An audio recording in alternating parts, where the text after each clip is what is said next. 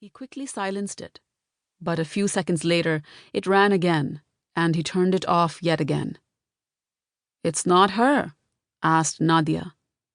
"It's not her," the groom replied. "I have her phone, did you forget?" Nadia closed her heavily made-up eyes. "I didn't forget.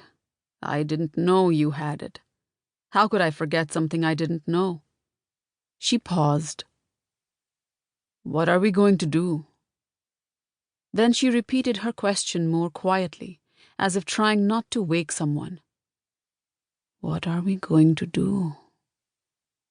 Matai looked at her intently, somewhat wistful, yet completely alert, and seemed to be considering her question, although he wasn't really. She could feel his gaze jabbing her in the spot right between her painted eyebrows with an injection of despair, tense expectation, and something else she couldn't quite name. Startled, she turned sharply to Ilan, her nephew, who was leaning over on her right and whispering in her ear. "What? What did you say?" Nadia was confused.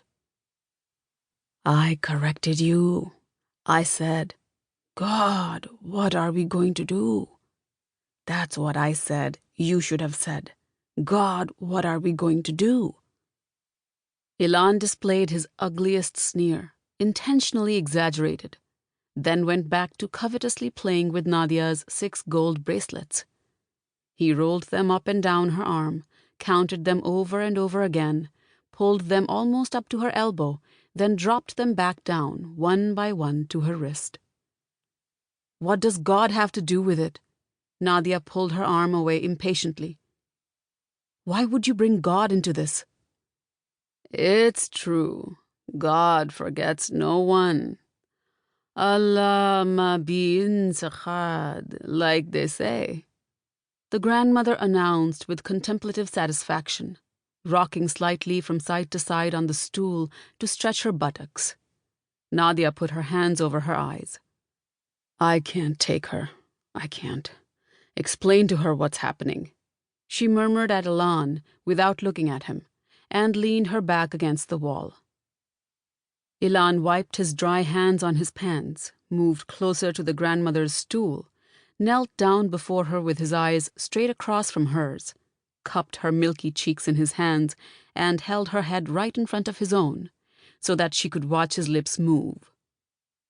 "Gramsy," he said quietly, in a soft but persuasive voice. "Lena." The grandmother's face lit up, and her wide nostrils trembled slightly with joy, as though her name pronounced by Ilan were a surprising discovery. "Can you hear me, sweetie?"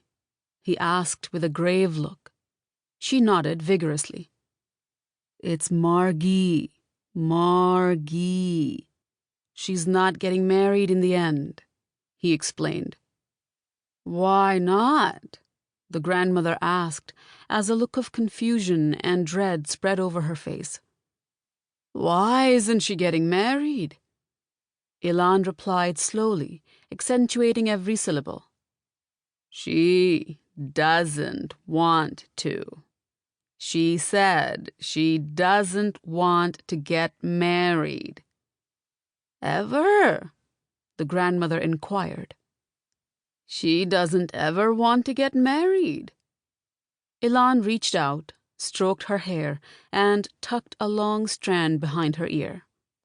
"I don't know if not ever, sweetie. We don't know. For now, she doesn't want to get married." Nadia cried out. For the first time in the past half hour, the news sank in and hit her all at once, suddenly embodied in Ilan's words, which ruptured her with their tenderness far more than a whip or a violent shaking could have.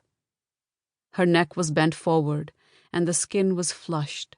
Her hands covered her ears, and she gaped, extricating from inside her body a peculiar, truncated, almost inhuman wail, which she herself had never heard before. As she yelled, and now she also began striking her thigh rhythmically with her right hand, she marveled at this voice, so horrifyingly foreign, which was apparently coming from inside her, just as if her body and mind